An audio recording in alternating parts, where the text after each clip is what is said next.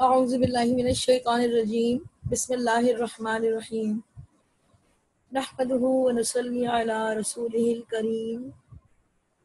اعوذ باللہ من الشیطان الرجیم بسم اللہ الرحمن الرحیم۔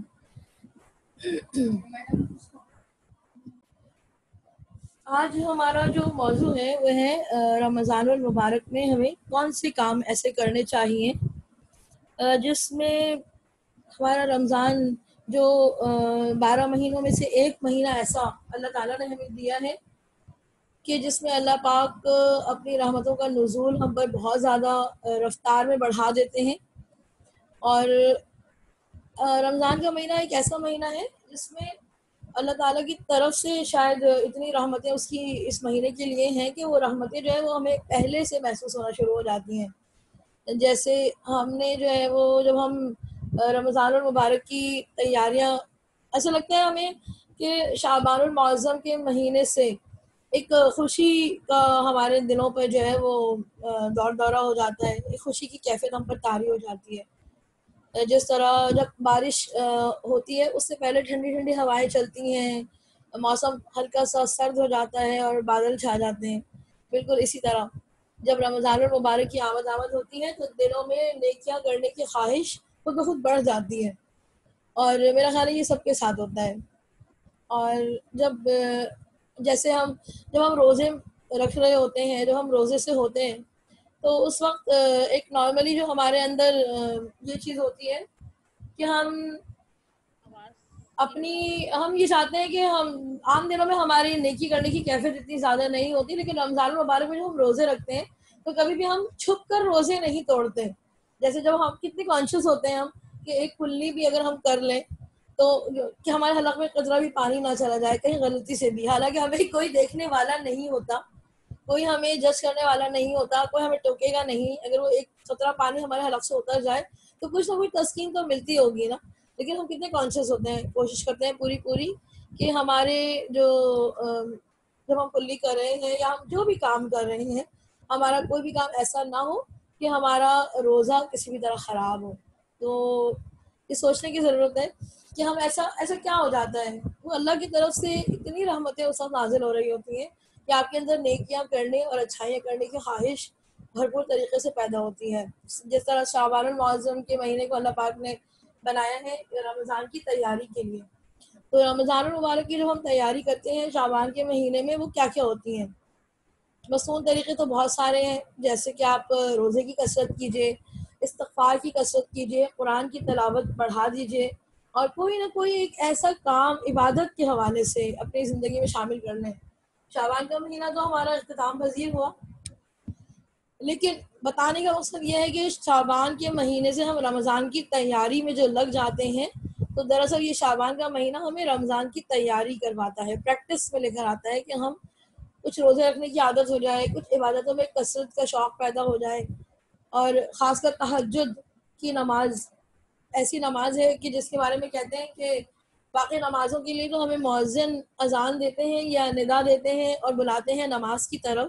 لیکن تہجد کی نماز وہ نماز ہے جس میں اللہ پاک خود ہمیں آواز دیتے ہیں اور ہمیں کہتے ہیں کہ کیا ہے کوئی بخشش کا طالب، اور ہر رات کے تیسرے پہر اللہ پاک جو ہے وہ بخشش قبول کرنے والے ہوتے ہیں اور پہلے آسمان پر موجود ہوتے ہیں۔ تہجد کا وقت بہترین عبادت اور دعاؤں کی قبولیت کا وقت ہے، ہر رات، وہ کوئی ایک مخصوص رات نہیں ہے۔ اس کے علاوہ رمضان المبارک سے پہلے کوشش کریں، اگر آپ کسی کو اپنے صدقات اور خیرات دینا چاہتے ہیں، اپنے ساتھ کسی کو شامل کرنا چاہتے ہیں، کیونکہ رمضان المبارک کا مہینہ خوشیوں کا مہینہ ہے، عید جیسے ہم مناتے ہیں تو رمضان المبارک کے مہینے کے بعد جو خوشیاں ہمیں نصیب ہوتی ہیں اس کے ایک دن کا نام عید رکھا گیا ہے۔ یہ وہ بھرپور خوشی اور وہ بھرپور انعام اللہ تعالیٰ کی طرف سے ہمیں ملتا ہے کہ جسے ہم عید کہتے ہیں۔ تو اس عید کی تیاری میں بھی آپ کوشش یہ کریں کہ اگر آپ کسی کو شامل کرنا چاہتے ہیں تو وہ شعبان المعظم کے مہینے سے ہی آپ شروع کر دیں وہ تیاری۔ کس طرح کر سکتے ہیں؟ صدقات اور خیرات رمضان کے بجائے کوشش کریں شعبان میں ہی کر دیں۔ کسی کے گھر راشن دینا ہے کسی کے کپڑے بنانے ہیں، کسی کے ساتھ کوئی اور نیکی کرنی ہے، کسی دوسرے کی زندگی میں کوئی آپ آسانی کرنا چاہتے ہیں، تو وہ کوشش کریں آپ عید کے دن کا انتظار نہ کریں، کیونکہ وہ رمضان کا پورا مہینہ جن کے پاس اللہ تعالیٰ نے تھوڑی تنگیاں رکھی ہیں، جن کو اللہ نے رزق میں کچھ کمی رکھی ہے، تو ان کو اگر آپ اپنے ساتھ اپنی خوشیوں میں شامل کرنا چاہتے ہیں تو وہ شعبان المعظم کے مہینے سے ہی کرنا شروع کر دیں. اور اگر شعبان کا مہینہ گزر گیا ہے اور اب تک ایسا نہیں ہو سکا ہے تو اب رمضان کی ابتدا میں ایسا کر لیں. رمضان المبارک کی ابتدا میں ہی جس کو آپ کو کچھ دینا ہے، کچھ کسی کے ساتھ آسانی کرنی ہے، تو رمضان المبارک کے مہینے میں کر لیں. قرآن مجید کی تلاوت شعبان کے مہینے سے بڑھا دی ہے تو بہت اچھی بات ہے، کیونکہ وہ عادت جو آپ کی شعبان کے مہینے میں پختہ ہو رہی ہے تلاوت کی، وہ اب رمضان المبارک کے مہینے میں آپ کے بہت کام آئے گی، کیونکہ رمضان المبارک کی ہر عبادت کا ثواب عام مہینوں سے کہیں زیادہ ہے، یہ ہم سب جانتے ہیں. اور شعبان کو وہ شہر القراء کہا گیا ہے، یعنی قرأت کا مہینہ، تلاوت کا مہینہ. جس طرح جب کھیتی لگاتے ہیں تو اس کو پانی دیا جاتا ہے، پھر کھیتی کاٹی جاتی ہے، تو رجب کو کھیتی لگانے کا مہینہ اور شعبان المعظم کو پانی دینے کا اور رمضان المبارک کو کھیتی کاٹنے کا مہینہ کہا جاتا ہے. ٹھیک ہے. اچھا جی، اب رمضان المبارک کی ابتدا کیسے کریں ہم؟ سب سے پہلے تو یہ کہ آپ اپنے جسم کی صفائی کا خیال کرتے ہیں، یقیناً آپ نے اپنے گھروں کو بھی سجایا ہوگا، سنوارا ہوگا. صفائیاں کتنی خواتین کو کتنا شوق ہوتا ہے کہ رمضان المبارک سے پہلے ایک گھر کا کونا کونا ہم چمکا لیں، ہر بستر کی سلوٹیں، چادریں، پردے، جائے نمازیں، ایک ایک چیزوں کو دھو کے، اور دل میں کیا خیال ہوتا ہے کہ رمضان المبارک آ رہا ہے. ایک نیت اور بنا لیا کریں. اللہ پاک رمضان المبارک میں اپنے فرشتوں کو کہتے ہیں کہ رمضان المبارک سے پہلے اپنے فرشتوں سے جنت کی سجاوٹیں کرواتے ہیں، جنت میں صفائیاں ہوتی ہیں ان روزے داروں کے لیے، ان جنتیوں کے لیے جو کہ اس رمضان میں اپنی بخشش کے مستحق بنیں گے، اپنی عبادتوں کے ذریعے، اپنی نیکیوں کے ذریعے اللہ تعالیٰ کی رحمتوں کو حاصل کر سکیں گے اور جنتوں کے حقدار بنیں گے. تو ان لوگوں کے لیے اللہ تعالیٰ جنت کو سجاتے ہیں. آپ سوچا کریں، اوپر آسمان پر اللہ تعالیٰ جنتوں کو سجا رہے ہیں اور نیچے زمین پر ہم اپنے گھروں کو، اپنے قرب و جوار کو پاکیزگی عطا کر رہے ہیں، سجا رہے ہیں، صفائیاں کر رہے ہیں، اور نیتیں دل میں یہ کہ یہ رمضان المبارک ہم بھرپور طریقے سے حاصل کریں گے، تمام تر طہارت، تمام تر پاکیزگیوں کے ساتھ، اور اس جنت کے حقدار بنیں گے جس کو اللہ پاک اس رمضان میں ہمارے لیے سجا رہے ہیں. دلوں کو پاکیزہ کیجیے گا، وہ بہت ضروری ہے. دلوں کو پاکیزہ کرنے کا سب سے بہترین نسخہ یہ ہے کہ آپ اپنے دل کو ہر طرح کی کینہ، بغض اور عداوت سے پاک کر لیں. رمضان المبارک میں جس شخص کی بخشش نہیں ہوگی وہ 3 لوگ ہیں: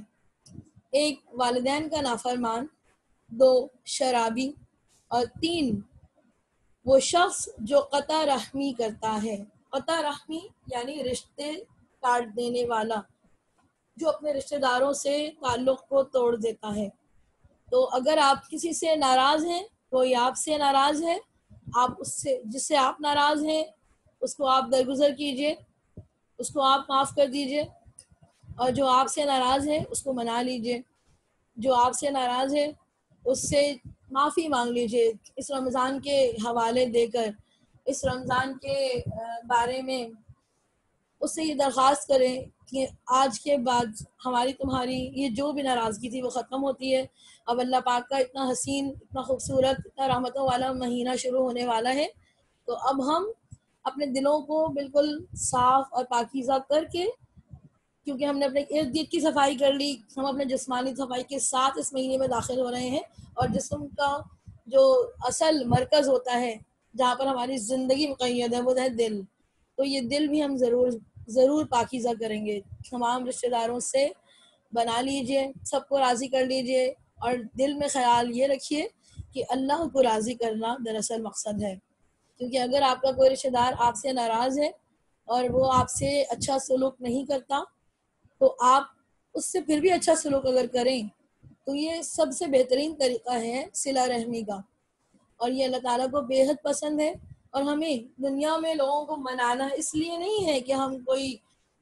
چھوٹے ہو جاتے ہیں یا ہم کسی سے کمزور ہیں، نہیں، ہمارے دل میں یہ خیال ہونا چاہیے کہ ہمیں اللہ پاک نے اپنے لیے، اپنی محبت کے لیے، اپنی عبادت کے لیے اس دنیا میں بھیجا ہے، اور یہ جتنے رشتے ہیں دنیا میں، جو رشتے ہم نبھاتے ہیں وہ صرف اور صرف ہم اللہ پاک کو راضی کرنے کی نیت سے نبھاتے ہیں۔ تو دل میں یہ نیت رکھیں گے تو آپ کے جذبوں میں مضبوطی بھی آئے گی، اور آپ کو ہر کام کرنے میں بہت آسانی محسوس ہوگی۔ کیوں؟ کیونکہ ہم اللہ پاک کو راضی کرنے کی نیت رکھتے ہیں۔ اچھا جی، اب ہم اگر بات کریں کہ رمضان کے مہینے میں ہم داخل ہو جاتے ہیں، ہم نے مکمل تیاری کر لی، ہم نے اپنی قرت بڑھا دی، ہم نے تلاوت بڑھا دی، اور ہم نے صلہ رحمی کر لی، لوگوں سے میل جول بڑھا لیے، معافیاں مانگ لی، معاف کر دیا۔ اب ہمیں جب رمضان کا مہینہ نصیب ہوتا ہے، اللہ پاک ہم سب کو رمضان کے مہینے میں داخل کرے اور عافیت والا ساتھ نصیب ہو اللہ پاک کی رحمتوں کا۔ تمام وبائیں، جو بیماریاں اس وقت یہاں معاشرے میں پھیلی ہوئی ہیں، ہر طرف پوری دنیا جس کی لپیٹ میں ہے، اس سے ہم سب کو دور کرے، ہم سب کو آسانیاں دے، اور ہم سب کو اپنی رحمتوں کے سائے میں لے لے، آمین ثم آمین۔ اچھا جی، اب رمضان کے مہینے میں داخل ہونے کے بعد ہمارا پہلا کام کیا ہونا چاہیے؟ ذکر اسکار۔